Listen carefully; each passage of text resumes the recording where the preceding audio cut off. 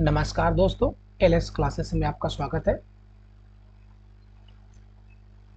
ये आज हम लोग क्लास 6 का दूसरा चैप्टर है भाई। 6 का भाई ग्लोब जो है अक्षांश व देशांतर, क्लास 6 भूगोल का ये दूसरा चैप्टर के बारे में हम लोग अध्ययन करेंगे। ठीक है, अक्षांश व देशांतर, अक्षांश व देशांतर है। इसमें पहला प्रश्न आज का है, विषुवत वृत्त के संदर्भ में नीचे दिए गए कथनों पर विचार कीजिए। ऑप्शन नंबर 1 है, विषुवत वृत्त 0 अक्षांश को प्रदर्शित करता है। सेकंड है, विषुवत वृत्त से ध्रुवों की ओर जाने पर अक्षांशों का आकार घटता जाता है। ऑप्शन नंबर 3 है, विषुवत वृत्त से उत्तर दक्षिण की कोणीय दूरी की माप को देशांतर कहते हैं। उपर्युक्त में से कौन से कथन सत्य हैं? उपर्युक्त में से कौन से कथन सत्य हैं? ऑप्शन नंबर ए, बी, सी या डी। इनमें से क्या हो जाएगा सही आंसर पहले का? ठीक है, तो ऑप्शन नंबर भैया हो जाएगा ए आंसर। क्या हो जाएगा? A answer. 1 और 2 गलत है, 1 और 2 सही है, 3 गलत है। क्यों? क्योंकि जो विषुवत वृत्त से उत्तर या दक्षिण कोणीय दूरी को देशांतर नहीं कहते भैया, उसको अक्षांश कहा जाता है। क्या कहा जाता है? अक्षांश कहा जाता है। ये मान लो है पृथ्वी, ये है आपका 0 डिग्री। ठीक, विषुवत रेखा कहो, विषुवत वृत्त या भूमध्य रेखा। ठीक, अगर इनकी ऐसे ये जो रेखाएं होती हैं वो अक्षांश होती हैं। क्या होती हैं? अक्षांश होती हैं भाई। ठीक है, कोई दिक्कत परेशानी यहाँ तक किसी को? नेक्स्ट क्वेश्चन देखो, अगला प्रश्न हम लोग देखेंगे। प्रश्न नंबर है, चलिए इसके बारे में देखो दिया गया है, इसके बारे में हम लोग पढ़ लेते हैं। व्याख्या, केवल कथन 1 और 2 सत्य है। ठीक है, विषुवत वृत्त से उत्तर दक्षिण की कोणीय दूरी की माप को अक्षांश कहते हैं। इसे विषुवत वृत्त से दोनों ध्रुवों की ओर अंशों में मापा जाता है। किसमें? अंशों या डिग्री में मापा जाता है। विषुवत वृत्त से ध्रुवों तक स्थित सभी समानांतर वृत्तों को अक्षांश वृत्त कहा जाता है। विषुवत वृत्त एक काल्पनिक वृत्त है जो पृथ्वी को 2 बराबर भागों में बांटता है। पृथ्वी को 2 बराबर भागों में, ये 0 डिग्री हो जाएगा। ठीक है, टोटल अगर हम अक्षांश की बात करें तो भैया 90 इधर है और 90 इधर है। लेकिन यहाँ पर क्या है, यहाँ पर बिंदु में मिल जाते हैं।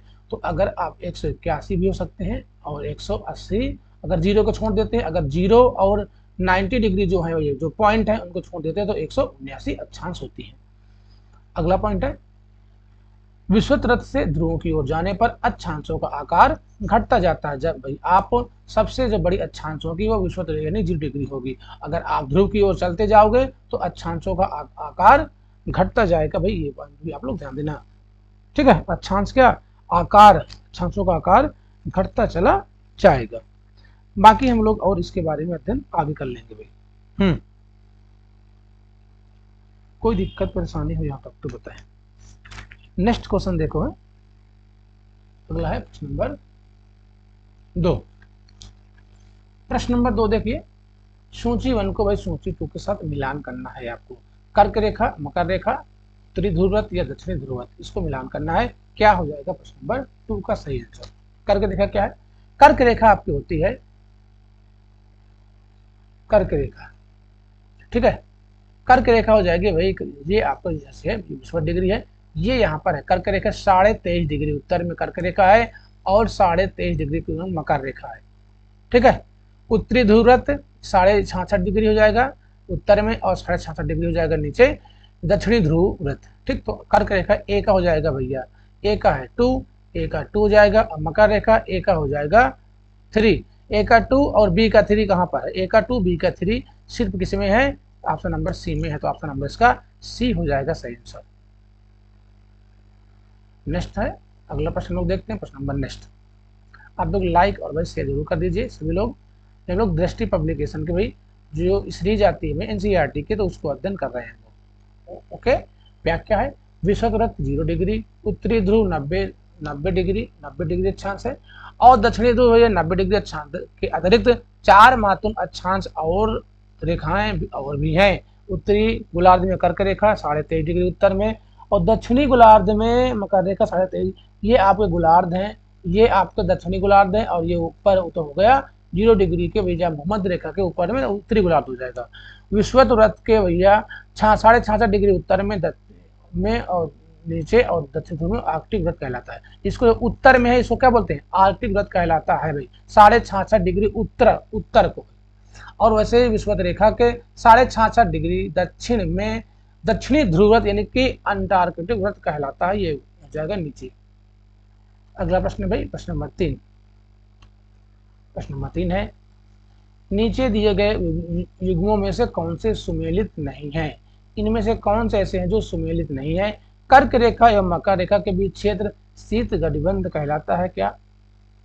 कर्क रेखा एवं विषुवत रेखा के बीच क्षेत्र शीतोष्ण कटिबंध कहलाता है, या दक्षिण ध्रुव वृत्त और दक्षिणी ध्रुव के बीच का क्षेत्र उष्ण कटिबंध कहलाता है? ऑप्शन नंबर ए, बी, सी और डी। इनमें से कौन सा सुमेलित नहीं है आपको ये बताना है। ठीक है, तो ऑप्शन नंबर हो जाएगा भैया डी। इनमें से सभी कोई भी सुमेलित नहीं है, सभी गलत है, सभी गलत है, कोई भी इसमें सुमेलित नहीं है। ठीक है, चलो इसके बारे में हम लोग देखते हैं।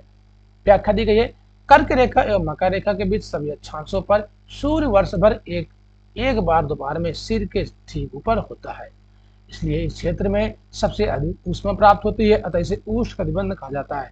ये ठीक है, ये कर्क रेखा है और ये मकर रेखा है, ये भूमध्य रेखा है, इसके जो मध्य क्षेत्र है उसे उष्ण कटिबंध कहा जाता है। ध्रुव की तरफ सूर्य की किरणें तिरछी हो जाती हैं, इस प्रकार उत्तरी गोलार्ध में कर्क रेखा एवं उत्तरी ध्रुव वृत्त तथा दक्षिणी गोलार्ध में मकर रेखा दक्षिणी ध्रुव वृत्त के बीच वाले क्षेत्र को तापमान के मध्यम रहता है, इसलिए इसे शीतोष्ण कटिबंध कहते हैं। क्या कहते हैं कि शीतोष्ण कटिबंध भैया 66.5 डिग्री उत्तर में और 66 डिग्री उसके मध्य के क्षेत्र को क्या कहते हैं, शीतोष्ण कटिबंध कहा जाता है। ठीक, वैसे ही अगर हम अगला पॉइंट देखें, उत्तरी गोलार्ध में उत्तरी ध्रुव वृत्त और दक्षिणी गोलार्ध में दक्षिणी ध्रुव गोलार्ध में वृत्त है, उसके बीच के क्षेत्र को बहुत ठंड होता है, क्योंकि सूर्य क्षितिज से ज्यादा ऊपर नहीं आ पाता है, इसलिए शीत कटिबंध कहते हैं। यानी कि जो आपका शीत कटिबंध है ये 66.5 डिग्री से भी 66.5 डिग्री से यहाँ ध्रुव तक है, और 66.5 डिग्री दक्षिण में भी यहाँ से ये ध्रुव तक है, ये है शीत कटिबंध है। ठीक है, शीत कटिबंध। नेक्स्ट क्वेश्चन है प्रश्न नंबर 4। नीचे दिए गए कथनों पर विचार कीजिए, नीचे दिए गए कथनों पर विचार कीजिए। विषुवत वृत्त से ध्रुवों तक स्थित सभी समानांतर वृत्तों को अक्षांश वृत्त कहते हैं। सभी अक्षांश रेखाओं का आकार एक समान रहता है। उपर्युक्त में से कौन से कथन सत्य हैं? उपर्युक्त में से कौन से कथन सत्य हैं, इसका आप लोग क्या आंसर दे रहे हो भाई, बोलो। केवल एक है, केवल दो, एक और दो भैया दोनों हैं, या ना तो एक ना तो दो। प्रश्न नंबर 4, प्रश्न नंबर 4 में ऑप्शन नंबर हो जाएगा ए आंसर। क्या हो जाएगा? ए आंसर हो जाएगा सही, क्योंकि ये गलत है भाई। सभी अक्षांश रेखाओं का आकार समान नहीं होता है भाई। आप ध्रुव की तरफ जाओगे तो इनके आकार क्या घटते चले जाएंगे भाई। इनके आकार चाहे आप दक्षिण की ओर जाओ चाहे आप उत्तर की ओर जाओ, सबसे बड़ी जो अक्षांश होती है वो भूमध्य रेखा यानी कि 0 डिग्री होती है, या विषुवत रेखा आप कह सकते हैं उसको। ठीक है, आकार, लेकिन इनके बीच की दूरी क्या है, बराबर होती है, लेकिन अक्षांश घटती जाती है उनकी लंबाई। तो ऑप्शन नंबर यहाँ पर ए हो जाएगा करेक्ट आंसर। ठीक है,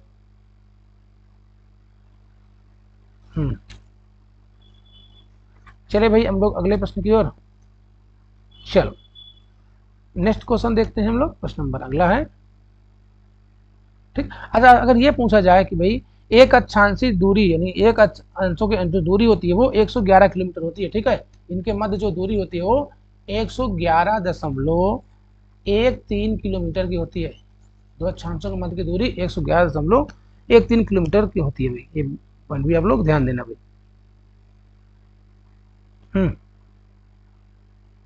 चलो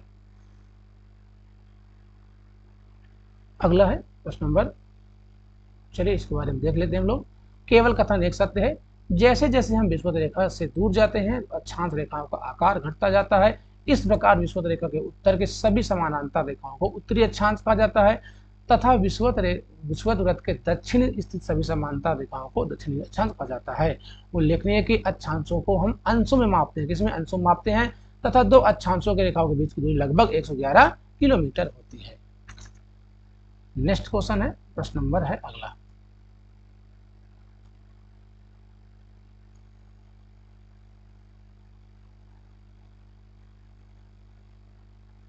प्रश्न नंबर है 5।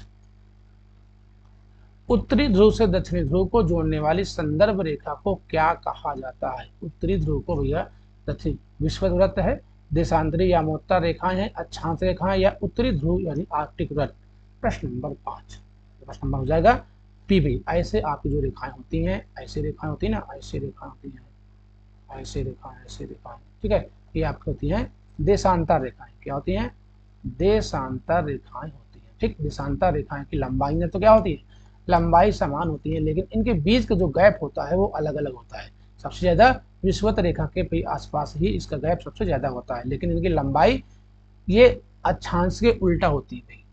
समझ गए? अक्षांश आपकी ऐसे ऐसे होती हैं और देशांतर आपके ऐसे ऐसे होती हैं। ठीक, इनकी लंबाई समान होती है देशांतर की, और इनके बीच की दूरी हर जगह अलग अलग होती है। पॉइंट में ध्यान देना। ऑप्शन नंबर यहाँ पर बी हो जाएगा सही आंसर। इसके बारे में देखो व्याख्या दी गई है। उत्तरी ध्रुव को दक्षिणी ध्रुव से जोड़ने वाली संदर्भ रेखाओं को देशांतरी यामोत्तर यानी कि देशांतर रेखाएं कहते हैं। किसी भी स्थान की सही स्थिति बताने के लिए अक्षांश के अलावा यह जानना आवश्यक है कि उत्तरी ध्रुव से दक्षिणी ध्रुव को जोड़ने वाली देशांतर यामोत्तर से पूर्व या पश्चिम की ओर स्थानों की कितनी दूरी है। यामोत्तर के बीच की दूरी विषुवत रेखा पर अधिकतम है, यानी कि 111.3 किलोमीटर, तथा ध्रुवों पर न्यूनतम होती है। ध्रुवों पर सबसे ज्यादा विषुवत वृत्त पर होती है, ठीक है। इसके बाद न्यूनतम किसमें होती है? ध्रुवों पर हुई। पोल पर इसकी न्यूनतम दूरी हो जाती है, उनके बीच की दूरी। अभी आगे हम लोग इसके बारे में चर्चा करेंगे कि एक देशांतर बराबर होता है 4 मिनट। ठीक, तो इसलिए 15 देशांतर को अब 15 देशांतर बराबर हो जाएगा आपका 60 मिनट यानी कि 1 घंटा। नेक्स्ट क्वेश्चन है प्रश्न नंबर 6। किसी स्थान का मानक समय निर्धारित करने का आधार क्या है? किसी स्थान का मानक स्टैंडर्ड टाइम अगर आपको निर्धारित करना है तो उसका आधार अश्व अक्षांश होता है, या प्रमुख यामोत्तर है, या अंतरराष्ट्रीय रेखा है, या विषुवत रेखा है। प्रश्न नंबर 6। ठीक है, प्रश्न नंबर 6 का हो जाएगा नंबर बी, प्रमुख यामोत्तर। क्या है? प्रमुख यामोत्तर है, जैसे कि यह हमारे भारत में है, कौन सी भी मानक समय निर्धारित करने के लिए 82.5 डिग्री भैया पूर्वी देशांतर को माना जाता है। ठीक है, इसके बारे में देखते हैं। देशांतरी यामोत्तरों की लंबाई एक समान होने के कारण इन्हें सिर्फ मुख्य संख्याओं में व्यक्त करना कठिन था। तब सभी देशों ने निश्चय किया कि ग्रीनविच, जहां ब्रिटिश राज की वेधशाला स्थित है, से गुजरने वाली यामोत्तर से पूर्व और पश्चिम की ओर गिनती शुरू की जाए। इस यामोत्तर को प्रमुख यामोत्तर कहा जाता है। 0 डिग्री है ना, 0 डिग्री देशांतर जो है, इसका मान 0 देशांतर है, अर्थात यह स्थान मानक समय निर्धारित करने का आधार बना है। यहां से हम 180 पूर्व और 180 पश्चिम तक गणना करते हैं। ठीक है, 180 पूर्व और 180 भैया। ठीक, जो भारत है वो पूर्वी देशांतर में स्थित है। जो भारत का मानक समय है 82.5 डिग्री देशांतर है। ठीक, जो कि भारत के 5 राज्य, इलाहाबाद के नैनी से गुजरता है, भारत के 5 राज्यों से होकर गुजरता है। वो 5 राज्य कौन कौन से हैं, इसका भाई आप लोग कमेंट फटाक से कर दीजिए। प्रश्न नंबर 7।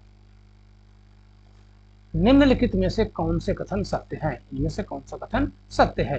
प्रमुख यामोत्तर तथा 180 यामोत्तर मिलकर पृथ्वी को समान भागों यानी पूर्वी गोलार्ध या पश्चिमी गोलार्ध में विभक्त करती है। 180 पूर्व एवं 180 पश्चिम यामोत्तर एक ही रेखा पर स्थित है। इनमें से क्या हो जाएगा सही आंसर? प्रश्न नंबर 7। ठीक है, प्रश्न नंबर 7 का ऑप्शन नंबर सी हो जाएगा सही आंसर। क्या? क्योंकि दोनों ही करेक्ट है भाई, दोनों ही बातें सही बोली जा रही हैं। ऑप्शन नंबर इसका सी हो जाएगा सही आंसर। ठीक, इसकी व्याख्या दी गई है। उपर्युक्त दोनों कथन सत्य हैं। प्रमुख यामोत्तर तथा 180 यामोत्तर, प्रमुख यामोत्तर कौन से है? 0 देशांतर है। इसके बाद 180 इधर है और 180 इधर भी है। ठीक, मिलकर पृथ्वी को 2 समान भागों में पूर्वी गोलार्ध, ठीक है, ये आगे वाला होगा पूर्वी गोलार्ध, ये होगा आपका पश्चिमी गोलार्ध में विभक्त करती है। इसलिए किसी स्थान के देशांतर के आगे पूर्व के लिए अक्षर यानी पूर्व और पश्चिम के लिए वही अक्षर पूर्व लगा दिया जाता है, पश्चिम लगा दिया जाता है। 180 ये देशांतर पूर्व और 180 देशांतर पश्चिम यामोत्तर एक ही रेखा पर स्थित है, तथा 180 देशांतर रेखा को अंतरराष्ट्रीय तिथि रेखा के नाम से जानते हैं। 180 जो देशांतर रेखा है अंतरराष्ट्रीय तिथि रेखा कहते हैं, इंटरनेशनल डेट लाइन कहा जाता है। अब इसमें इंटरनेशनल में पूर्व पश्चिम नहीं लगाएंगे, क्यों? क्योंकि ये जो है ना, ये पृथ्वी मान लो ऐसी है, ये है एक ही है, क्या है? एक ही है। नेक्स्ट है प्रश्न नंबर, हम चलते हैं अगला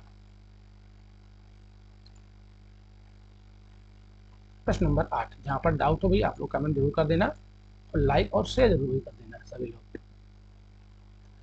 प्रश्न नंबर 8 है, नीचे दिए गए कथन एवं कारण पर विचार कीजिए।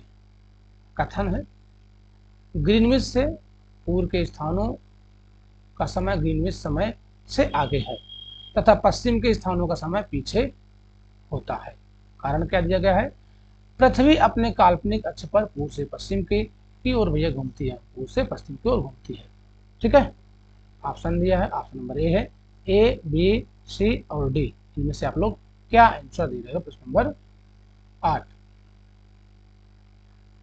ठीक है, 8 का हो जाएगा भैया सी आंसर। ए सही है किंतु आर गलत है। ए सही है किंतु आर यहाँ पर गलत हो जाएगा।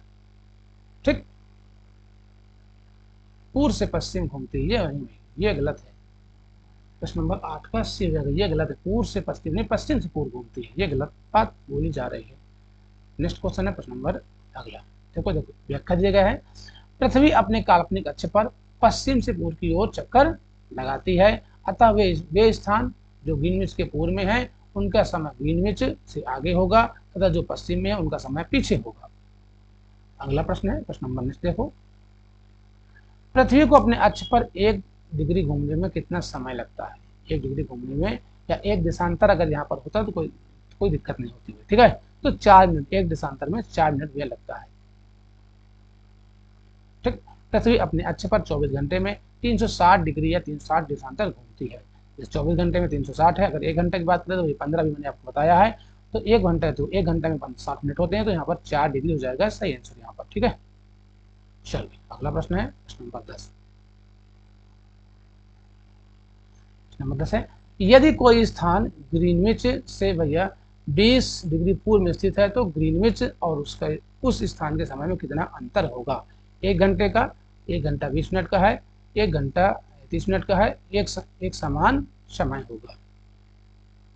तो बताएं क्या आंसर हो जाएगा इसका? चलिए देखते हैं इसको। भाई आपको पता है एक देशांतर बराबर हो 4 मिनट होता है अब 20 देशांतर बराबर हो जाएगा भैया 80 मिनट है, तो 1 घंटा 80 मिनट, 1 घंटा 80 मिनट को हम 1 घंटा 20 मिनट तो ये लिख सकते हैं, है ना। अगर ग्रीनविच में दोपहर के 12 बजे हैं तो इसका मतलब जो पूरब में आप जाओगे तो आगे चले जाओगे, भाई पूरब में जाओगे तो 12 से आगे जाओगे, पश्चिम में तो पीछे जाओगे। ठीक है, पूरब में जाओगे तो आगे जाओगे, पश्चिम में जाओगे तो भैया पीछे जाओगे।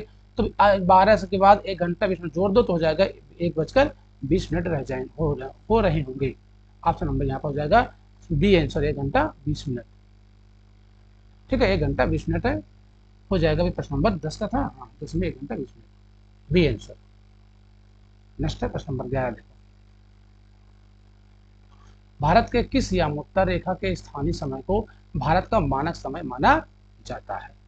ठीक है, अभी मैंने बताया 82.5 डिग्री क्या पूर्वी देशांतर, क्यों 82.5 डिग्री पूर्वी देशांतर, यानी कि ऑप्शन नंबर इसका ए हो जाएगा करेक्ट आंसर।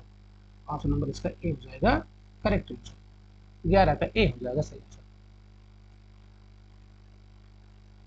नेक्स्ट क्वेश्चन है प्रश्न नंबर, व्याख्या दी गई है, इसको हम देख लेते हैं। भारत में गुजरात के द्वारका तथा असम के डिब्रूगढ़ के स्थानीय समय में लगभग 1 घंटा 45 मिनट का अंतर है। कितना है? 1 घंटा 45 मिनट का। इसलिए यह आवश्यक है कि देश के मध्य भाग से होकर गुजरने वाली किसी यामोत्तर के स्थानीय समय को देश का मानक समय माना जाता है।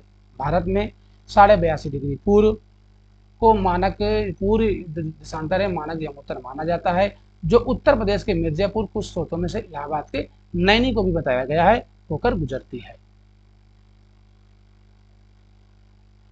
नेक्स्ट है, भारत का मानक समय ग्रीनविच के मानक समय से कितना आगे या पीछे है? 5 घंटा 30 मिनट है, 5 घंटा 30 मिनट आगे है, या 5 घंटा 30 मिनट पीछे है, या 6 घंटा 30 मिनट पीछे है, या 4 घंटा 20 मिनट आगे है। ठीक है, अगर पूरब की ओर जाएंगे तो भैया आगे होगा, पश्चिम की ओर जाएंगे तो भैया पीछे होगा। इसका मतलब क्या होगा? 5 घंटा 30 मिनट आगे है। ऑप्शन नंबर इसका ए हो जाएगा सही आंसर।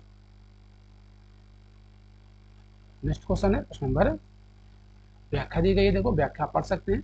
भारत का मानक समय यामोत्तर ग्रीनविच से 82.5 डिग्री पूरब में है स्थित है, अतः यहाँ का समय ग्रीनविच समय से 5 घंटा 30 मिनट आगे है। इसलिए जब लंदन में दोपहर के 2 बजे होंगे तो भारत में शाम के 7:30 बजे होंगे। क्यों? क्योंकि आप 5 घंटा इसमें जोड़ दीजिए भैया, 2 घंटे में 2 बजे में 5 घंटा 30 मिनट जोड़ोगे तो ये 7:30 बज जाएंगे यहाँ पर भारत में। फिर अगला जो चैप्टर है, अगला जो चैप्टर इसका है भाई क्लास 6 पृथ्वी की गतियां, पृथ्वी की गतियां हैं। ठीक है, इसके बारे वाले हम लोग नेक्स्ट क्लास में वही देखेंगे। ठीक है, तो अभी सभी को धन्यवाद।